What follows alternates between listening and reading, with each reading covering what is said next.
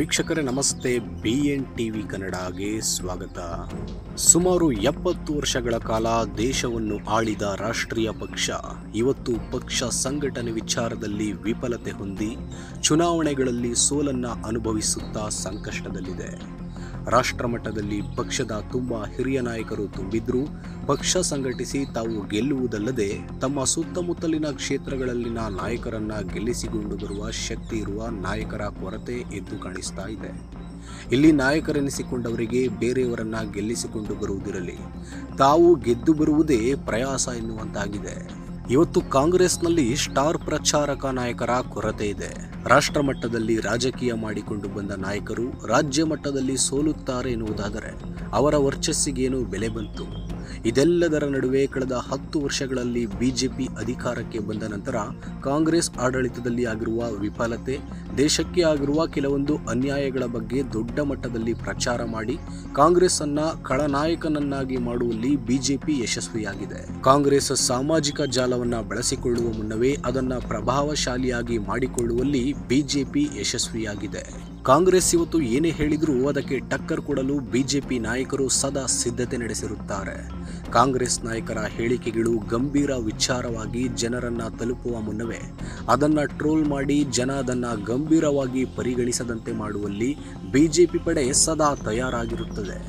ಕಾಂಗ್ರೆಸ್ ಸತತ ಸೋಲು ಕಾಣುತ್ತಿರುವುದಕ್ಕೆ ಕಾರ್ಯಕರ್ತರ ಪಡೆಯಿಲ್ಲದಿರುವುದೇ ಕಾರಣ ಒಂದು ಕಡೆಯಾದರೆ, ತಮ್ಮ ವಿರುದ್ಧವೇ ಹುಟ್ಟಿಕೊಂಡಂತಹ ಪ್ರಾದೇಶಿಕ ಪಕ್ಷಗಳೊಂದಿಗೆ ಮೇಲ್ಮಟ್ಟದಲ್ಲಿ ಮೈತ್ರಿ ಮಾಡಿಕೊಂಡು ತಳಮಟ್ಟದಲ್ಲಿ ಕಾರ್ಯಕರ್ತರು ವಿರೋಧಿಗಳಾಗಿಯೇ ಉಳಿಯುವಂತಾಗಿದೆ. ಪಕ್ಷ ನೇತೃತ್ವ ವಹಿಸುವ ಧೈರ್ಯ ಮಾಡ್ತಾ ಇಲ್ಲ.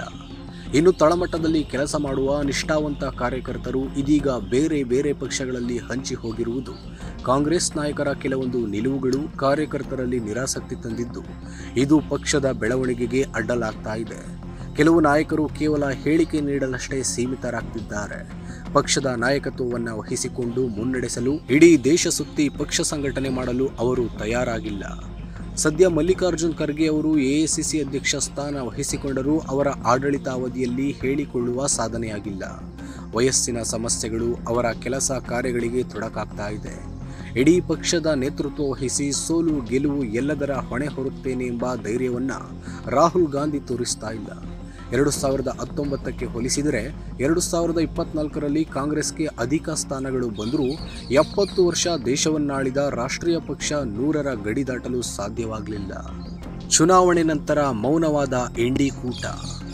ಹಾಗೆಯೇ ಅದಾದ ನಂತರದ ವಿಧಾನಸಭಾ ಚುನಾವಣೆಗಳಲ್ಲಿ ಹೀನಾಯ ಸೋಲು ಅವರಿಗೆ ಮುಜುಗರ ತಂದಿದೆ.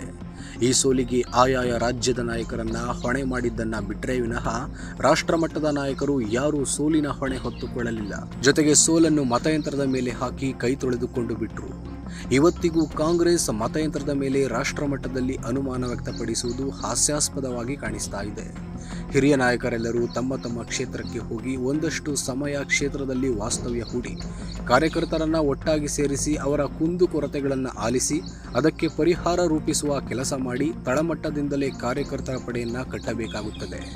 ಆದರೆ ಆ ಕೆಲಸ ಆದಂತೆ ಕಾಣಿಸ್ತಾ ಇಲ್ಲ. ಇನ್ನು 2024ರ ಲೋಕಸಭಾ ಚುನಾವಣೆಯ ಸೋಲಿನ ಬಳಿಕ ಇಂಡಿ ಕೂಟದ ಸಾರಥ್ಯ ವಹಿಸಿದ್ದ ಕಾಂಗ್ರೆಸ್ ನಾಯಕರು ಮೌನಕ್ಕೆ ಶರಣಾಗಿದ್ದಾರೆ. ಮತ್ತೆ ಸಭೆ ಕರೆದು ಮುಂದಿನ ತೀರ್ಮಾನಗಳ ಬಗ್ಗೆ ಚರ್ಚೆ ನಡೆಸಿಲ್ಲ.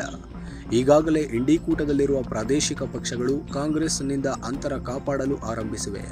ಮುಂಬರುವ ವಿಧಾನಸಭಾ ಚುನಾವಣೆಗೆ ಅವು ಸ್ವಂತ ಬಲದಲ್ಲಿ ಗೆಲುವು ಕಾಣುವ ಪ್ರಯತ್ನದಲ್ಲಿವೆ. ಹೀಗಾಗಿ ಅವು ಕಾಂಗ್ರೆಸ್ ಜೊತೆಗೆ ಚುನಾವಣೆಗೆ ಹೋಗಲು ತಯಾರಿದ್ದಂತೆ ಕಾಣಿಸ್ತಾ ಇಲ್ಲ. ಹಿರಿಯರು ಕಿರಿಯರಿಗೆ ಅವಕಾಶ ಕೊಡ್ತಾರ?